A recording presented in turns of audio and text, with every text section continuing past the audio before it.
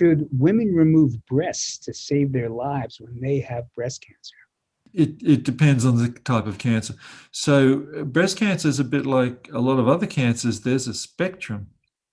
And there's one very common condition called DCIS, which is now called ductal carcinoma in situ, which did not used to be called cancer.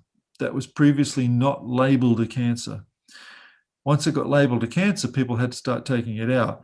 But it's really not clear that removing that, this is the very low-grade cancer, because there are cases when this cancer can go away by itself. So the question of whether it is a cancer or not, it's kind of on the borderline there. It's the lowest grade possible of cancers in the breast. And so there is an argument about whether that needs to be removed or not, or whether it can be treated by, rescanning the patient later, or by tablets that can reduce it or treat it.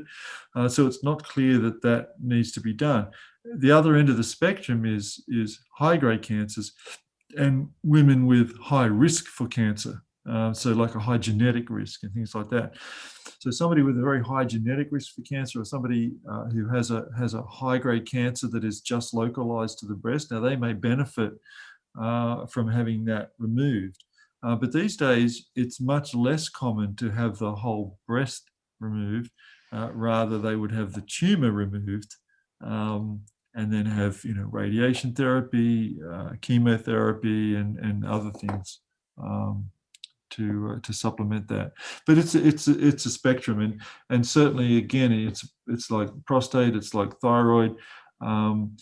Just because there is something there, it doesn't mean that you need to have a complete mastectomy, and certainly that's not what's done these days. Is your book based on your opinions or based on scientific data supporting what you're saying?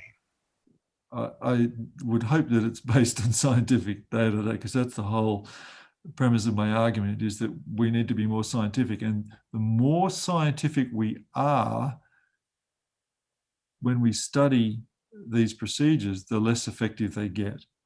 So if you be completely unscientific about things, you say, yeah, sure, taking out a torn meniscus makes sense. Let's do it. That's my opinion. That's most knee surgeons' opinion. It makes sense. Once you start studying it scientifically, maybe it's not that effective. And once you study it really scientifically by doing a blinded placebo-controlled study, you find that it's not effective at all. So my argument is that the more scientific you are, the less effective things become. Yeah. Do you recommend back surgery for people in back pain? I do not. Back pain, chronic back pain is a difficult condition to treat. There's no doubt about that. It's very common, but often it's multifactorial, like a lot of chronic pain.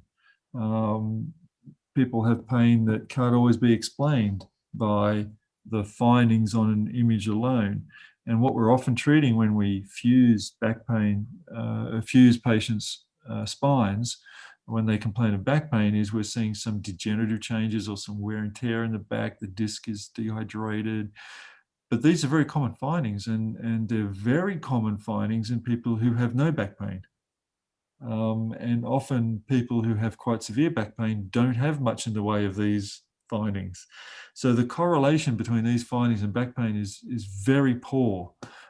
So to do a big procedure on somebody for something that isn't necessarily correlated doesn't make much sense to me.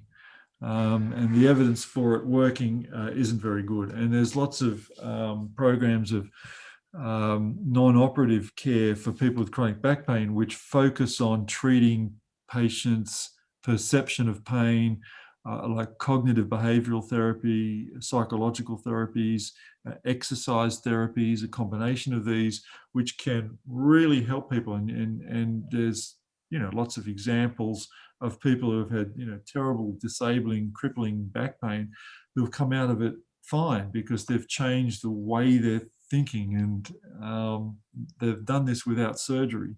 And so I'm sure spine surgeons would give me examples of patients that have felt better after having a spine fusion.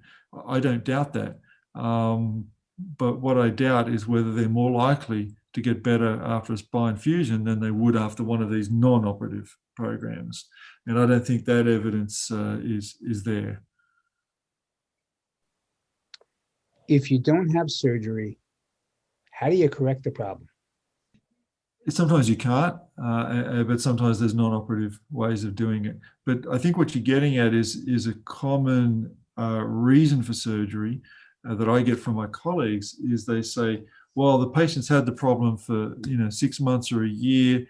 They've tried everything else, and non-operative treatment has failed. So therefore, we have to try surgery. That's the next step. Again, that sounds good. That sounds like a good idea, doesn't it? They've tried non-operative treatment, it didn't work, so clearly we have to try operative treatment. That kind of makes sense. My argument against that is that if the operative treatment doesn't work, if the evidence is that this provides no benefit over, the natural history of the condition, or even trying non-operative treatment again, then it doesn't work. If it doesn't work, if you have a procedure that doesn't work, the failure of another treatment for that condition doesn't suddenly make it work. So if surgery for, I'll go back to knee meniscus, for example. If surgery for a degenerative tear of the meniscus, an age-related tear, which is a very common finding, if surgery for that condition doesn't work, the failure of a physical therapy program for that patient, or the failure of a knee injection, doesn't suddenly make that operation work. The operation just doesn't work. So the fact that they've failed non-operative treatment doesn't suddenly mean that surgery is going to be effective. It isn't effective and shouldn't be done.